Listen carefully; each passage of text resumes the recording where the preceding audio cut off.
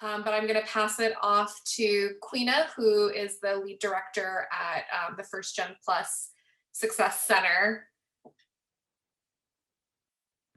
Awesome, thank you. Again, thank you everyone for having us here. I'm really excited to share more information about the brand new center. So again, we are the First Generation Plus Success Center. We were created in August 2020. I came into this role in July, but I've been at the institution now for about 4.5 years. I graduated this past summer with my doctorate through Rossier. And so as a first generation college student as well, and as a professional, the identity moves on with you no matter what. And so I'm very honored to be able to serve in this capacity. And so here we go. Oh, there we go. So the First Generation Plus Success Center, we aim to serve as a resource hub. And so a lot of the conversations here at USC is how decentralized a lot of our services are for our students. And so the goal here is very similar to a lot of the cultural centers on campus, is to serve as a hub and to centralize the services that are available for students. And so we serve our first generation college students, our undocumented students, former foster youth, as well as transfers as they navigate just the new campus that they come to through mentorship programs, leadership opportunities, as well as just sharing services and resources that are available on campus. I have to give it to Dornsife, right, for really starting these initiatives and making it seen at USC, the amount of first generation college students that there are. So I'm going to throw some data out there. Of the 10,825 first gen undergraduates and graduate students, Dornsife houses 19.3% of the first gen students. And that is a huge number, and that is the most. And so that's really awesome. And, hearing about all the initiatives that are aimed towards our first years, as well as our first gen students out of the college. Dornsife is going to be and has been one of our greatest partners in creating the center. So the center was built out of student advocacy.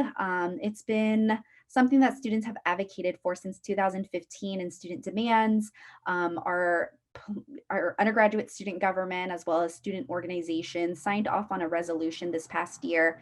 And with the support of President Foltz, we're really fortunate to have gained space on campus. And so little silver lining of COVID is that we are in the construction phase of our center. And so you can see here, we are located at TCC 224, which used to be the undergraduate student government space. And so they have moved.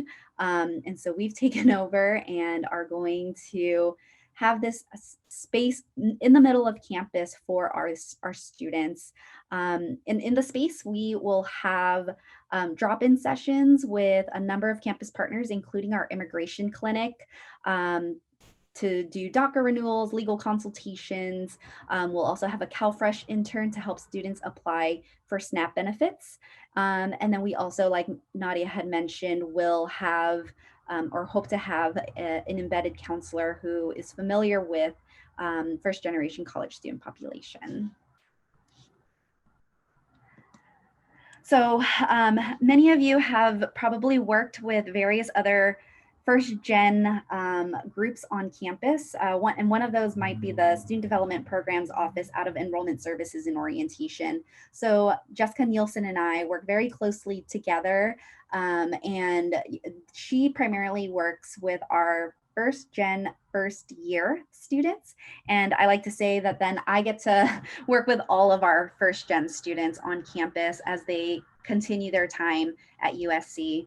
And so things that, Jessica and I have been talking a lot about are providing these life skill programs that will help first gen students navigate the campus, such as career and professional development, as well as personal development, and really breaking down those barriers of language that is being used so that students are able to easily navigate.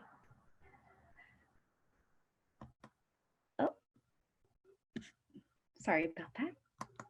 I also work very closely with our student groups, First Generation Student Union. If you have students who are interested in getting involved, please encourage them to get involved with our First Generation Student Union, in which they plan programs, and they were huge advocates in building our center. And then, like I previously mentioned, we have worked very closely with our immigration clinic in Gold. That just this morning, we planned in the very first Undocu Ally training for faculty and staff, and over 195 staff and faculty RSVP'd and over 140 attended. So that was a great number.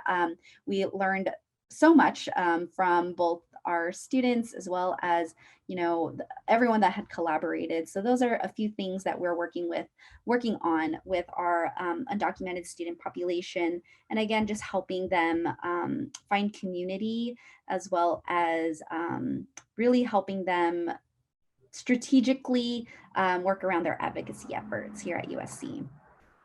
So this is the student group that we work with. Again, it's Ideas at USC, or Ideas at USC. It is also Undocumented Student Week of Action. And so those are a few things that I've been helping students put on, and again, just building awareness and education around the advocacy efforts that they've put forth. It is also Transfer Student Week, so it's been a busy week. Therefore, my Zoom background, I heart transfers. Transfer student community, Dornsife, out of our 5,010 transfer students, houses 28% of our transfers. And so again, the largest number. And so working very closely with our transfer student community, we just finished our transfer student handbook. We wanted to make sure, again, students are provided the same resources that first year students are given when they come for orientation, and when they have to navigate campus very differently than your traditional first year student. And so there are cross sections of transfer students and first gen students, and so it's approximately like about 29% identify also as first gen. And then lastly, as Flavio had mentioned, we work very closely with the Trojan Guardian Scholars to support former foster youth and current foster youth students. And just as Nadia had also mentioned, I worked with our Student Basic Needs Department.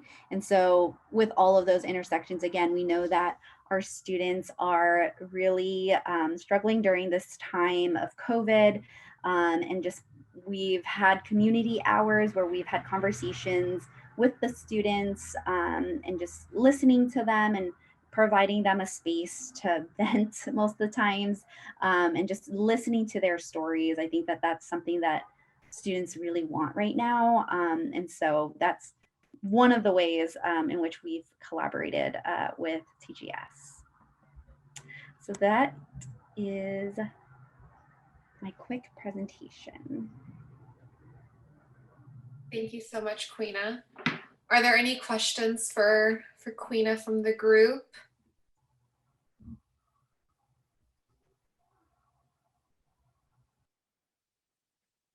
Queena, I have a question for you, just related to first gen, actions. And I think you and I have briefly talked about this, and I know you might not have the full answer, as I don't either, but are there any things that we can work on for our first gen staff and faculty within Dornsife and just USC as a whole?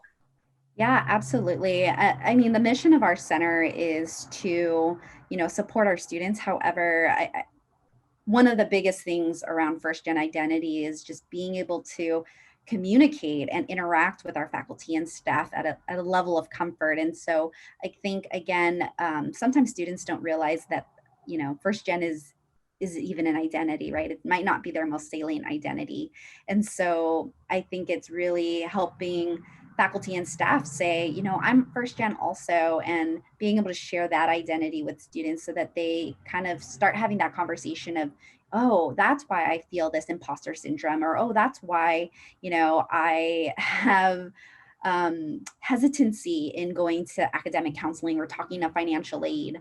And I think that's like the first step and the first barrier. So we're actually at first gen day nationally is November 8th, and we are celebrating our very first Gen Week, November 9th through November 13th. And so we are actually going to be sending out a call for faculty and staff who are interested in connecting with our first gen students that week.